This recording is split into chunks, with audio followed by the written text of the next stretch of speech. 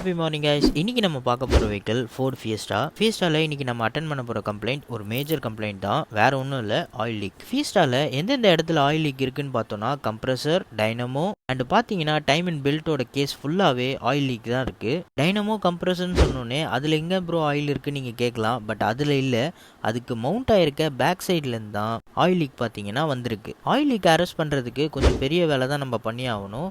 என்னென்ன பண்ணணும்னு பார்த்தீங்கன்னா டைனமோ ரிமூவ் பண்ணணும், ஏசி கம்ப்ரஸரை ரிமூவ் பண்ணணும், அது கூடவே சம்பையும் ரிமூவ் பண்ணணும். அண்ட் ஃபைனலாக பார்த்தீங்கன்னா டைமிங் பெல்ட்டை ரிமூவ் பண்ணி அதுக்கு பின்னாடி வர ஆயில் பம்ப் ரிமூவ் பண்ணாதான் இந்த ஆயில் லீக்கை அரெஸ்ட் பண்ண முடியும். என்ன ப்ரோ லிஸ்ட்டு பெருசாக இருக்குன்னு நீங்கள் நினைக்கலாம். பிகாஸ் ஆயில் லீக் எங்கேருந்து ஆகுதுன்னு பார்த்தீங்கன்னா ஆயில் பம்புலேருந்து தான் ஆயில் லீக் பார்த்தீங்கன்னா வெளியில் வருது. இப்போ நான் ஷோ பண்ணுறது தான் ஆயில் பம்பு.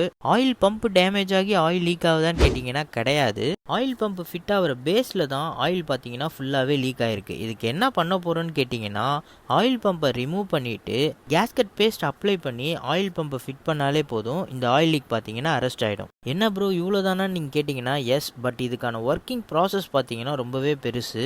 ஆயில் பம்பை கேஸ்கட் பேஸ்ட் வச்சு அப்ளை பண்ணதுக்கப்புறம் சேம் அதே ப்ராசஸ் சம்புக்கும் ஆயில் சம்புக்கும் சேம் கேஸ்கட் பேஸ்ட் அப்ளை பண்ணி ஆயில் சம்பை ஃபிட் பண்ணிக்கலாம். இந்த ஆயில் சம்பு பார்த்தீங்கன்னா நம்ம ஃபில் பண்ணுற ஆயிலை ஃபுல்லாகவே அது பிடிச்சிக்கும். வெஹிக்கிள் ஸ்டார்ட் ஆனதுக்கப்புறம் இந்த சம்புள்ள இருக்க ஆயில் தான் ஃபுல்லாகவே இன்ஜினுக்கு பார்த்தீங்கன்னா சப்ளை ஆகும். எதுவுமே சேஞ்ச் பண்ணலையே நீங்கள் நினைக்கலாம், ஒரே ஒரு ஆயில் சீல் மட்டும் சேஞ்ச் பண்ணியிருக்கோம். ஆயில் சீல் எதனால் சேஞ்ச் பண்ணியிருக்கோன்னு பார்த்தீங்கன்னா ஹார்டன் ஆனதுனால. இதுக்கப்புறம் என்ன 1 by 1 ஃபிட் பண்ணி வெஹிக்கிளை ஸ்டார்ட் பண்ணி பார்த்துடலாம். Game, crank and diesel pump இந்த புள்ளி எல்லாத்தையுமே கரெக்டான பொசிஷனில் வச்சு லாக் பண்ணிவிட்டு அதுக்கப்புறம் தான் பெல்ட்டை ஃபிட் பண்ணணும். பிகாஸ் டைமிங் மாறிடுச்சு அப்படின்னா பிஸ்டன் பார்த்தீங்கன்னா வேல்வில் அடித்து வேல்வ் பார்த்தீங்கன்னா பெண்ட் ஆகிடும், வெஹிக்கிள் ஸ்டார்ட் ஆகாது. டைமிங்கை கரெக்டாக லாக் பண்ணதுக்கப்புறம் டைமிங் கேஸை டீசல் வாஷ் பண்ணி ஃபிட் பண்ணிக்கலாம். பிகாஸ் இது ஃபுல்லாகவே ஆயிலாக தான் இருந்தது. அதுக்கப்புறம் என்ன டாப்போட டைமிங் கேஸை ஃபிட் பண்ணிக்கலாம், அது கூடவே பெட்டுக்கான மவுண்ட்டையும் ஃபிட் பண்ணிக்கலாம். எல்லாமே ஃபிட் பண்ணிவிட்டு டைமிங் சைடில் இருக்க ஒர்க்கை ஃபினிஷ் பண்ணிவிட்டு அப்படியே ஃப்ரண்ட்டில் வந்தோன்னா dynamo, AC compressor, power steering pump இது மூணு தான் ஃபிட் பண்ணணும். இது மூணுமே ஃபிட் பண்ணுறதுக்கு முன்னாடியே வெஹிக்கிளை ஸ்டார்ட் பண்ணி ஒரு 5 minutes ரன் பண்ணி பார்த்தோம்,